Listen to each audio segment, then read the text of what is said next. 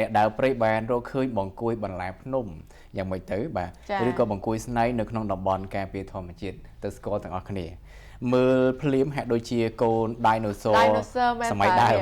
បាទប៉ុន្តែមិនមែននោះទេតែក៏មិនមែនជាសត្វចម្លែកអីដែរបងប្អូនបង្គាយបន្លែភ្នំទេតើឬក៏គេហៅថាបង្គាយស្នៃត្រូវបានមន្ត្រីឧទ្យានុរក្សសម្មើទីសិនប្រិមិត្តអូយចម្លែកមែនតើដូច dinosaur ចម្លែកតែអានបានមើលទៅគឺចម្លែកមែនតើបាទនៃមន្ទីរបរិស្ថានខេត្តពោធិ៍សាត់និងក្រុមអ្នកទេសចរដើរព្រៃបានប្រទះឃើញការពីពេលថ្មីហ្នឹងនៅតំបន់សក្តានុពលបាទលំហែបៃតងលើភ្នំទំព័រនៃដែនជម្រកសត្វព្រៃភ្នំសម្គាល់ដែលមានរយៈកម្ពស់1551ម៉ែត្រខ្ពស់គួរសមស្ថិតនៅក្នុងតំបន់ប្រម៉ោយស្រុកព្រៃវែងខេត្តពោធិ៍សាត់អ្នកដើរព្រៃបានដឹងថាពួកគាត់ឃើញសត្វបង្គោលចម្លែកដែលមិនសូវមានប្រភេទហ្នឹងទេពីមុនមកដែលឃើញសោះពីជីវៈចម្រុះដទៃ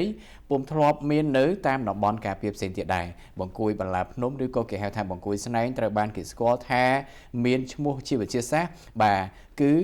Acan dorsura ដែលគេច្រើនស្គាល់ថា Mountain Horn Dragon បានលក្ខណៈសម្គាល់របស់វាដូចជាស្នែងបន្លាស្រួចដុះនៅលើពីលើក្បាលមើលទៅដូចស្នែងនិងមានជួរបន្លាវែងដុះតាមបណ្ដោយខ្នងខ្លួនវាមានពណ៌ត្នោតឬក៏ពណ៌ដីដែលជួយឲ្យវានឹងគឺអាចបន្លំខ្លួនបានយ៉ាងល្អជាមួយមែកឈើដីស្ងួតនិងមជ្ឈដ្ឋានជុំវិញព្រៃបានពួកវាចូលចិត្តរស់នៅព្រៃក្រាស់ៗតំបន់ភ្នំឬកន្លែងដែលមានសំណើមខ្ពស់និងត្រជាក់សត្វប្រភេទនេះមិនមានពឹសទេឬក៏បង្កគ្រោះថ្នាក់ដល់មនុស្សឡើយដូច្នេះសូមអភិរក្សការពារកុំធ្វើឲ្យវាណាហើយវាស៊ីតែសត្វល្អិតតូចៗជាអាហារទេបញ្ជាក់ថាតំបន់ការពារធម្មជាតិនៅកម្ពុជាគឺជាមរតកដ៏មានតម្លៃនិងជាជម្រកដ៏សំខាន់សម្រាប់ជីវៈចម្រុះតំបន់ការពារធម្មជាតិគ្របដណ្ដប់លើផ្ទៃដីប្រមាណ41%នៃផ្ទៃប្រទេស